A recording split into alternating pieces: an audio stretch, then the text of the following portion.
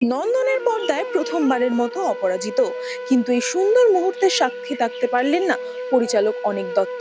তাকে শ্রদ্ধা জানিয়ে মূলত তার বহু চর্চিত ছবি অপরাজিত দেখানো হলো নন্দনে।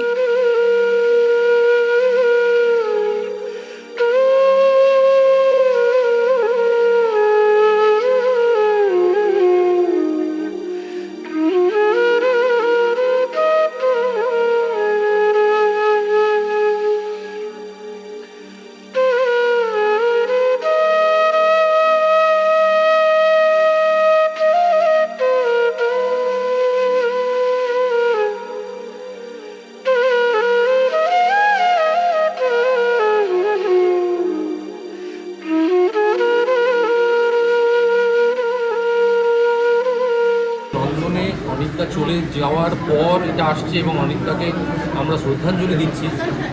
এটা আমার কাছে যতটা কষ্টের ততটাই অবাক করার যে ওই সরকার কেন ওই সুযোগটা দিলেন না, মানে কী খামতি ছিল। এবং সেই সময় যারা নন্দন কমিটিতে ছিলেন বা এখন তারা আছে আমি জানি না, সেই নন্দন কমিটির কাছেও মানে সাধারণ মানুষ জানতে চাইবে কী কী কারণ ছিল আমাদের এই ছবিটা না চলতে দেওয়া। আমার সঙ্গে আমি বলেছি যে সাদা পোশাক পরে এসেছি মানে এমন নয় যে অনেকটা আমার কাছে নেই, অনেকটা আমার মধ্যেই রয়েছে, অনেকটা আমাদের মধ্যেই রয়েছে। তুমি যদি অনুভব করতে পারো অনেকটা তোমার সঙ্গেও রয়েছে। উনি একটা দৃষ্টান্ত স্থাপন করেছিলেন এই ছবির মাধ্যমে নয়, নিজের কার্যপ্রণালীর মাধ্যমে।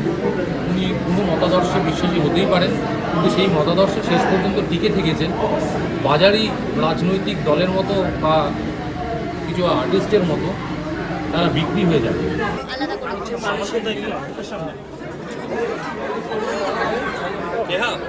মানুষের ভিড় বলো নীলেশ দা। এসেছে, আরো অনেক সুযোগ, আরো অনেক সিনেমা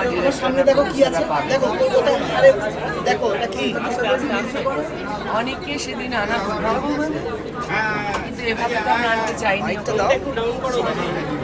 তাই আজকে কিছু সম্মান দেখানো গেল একজন পরিচালকের।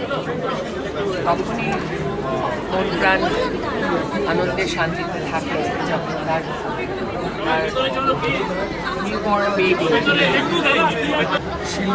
শিল্পকর্মের মধ্যে দিয়ে তিনি বেঁচে থাকেন।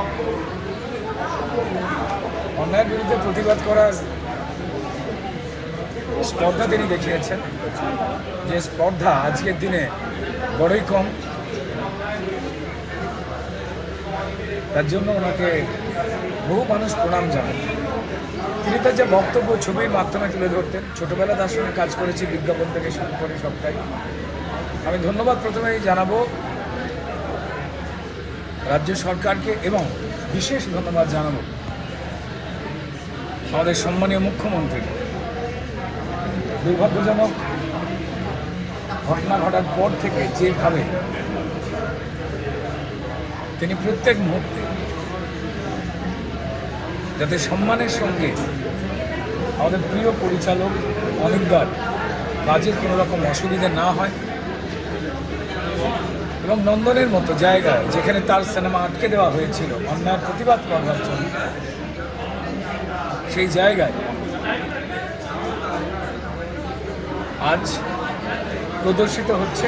যাই হোক, আজ নন্দনের অনিকদা কাঁধে ঝুলি নিয়ে এসছেন, একটাতে অপরাজিত আর একটায় ভবিষ্যতের অগণিত ফিল্ম লাভার, অগণিত বাংলা সিনেমা জগতের দিকপাল মানুষ আজ উপস্থিত হয়েছেন। প্রেক্ষাগৃহ পূর্ণ, দেখে মনেই হচ্ছে না যে 4 বছর আগের কোনো সিনেমা। এটাই বড় পাওয়া।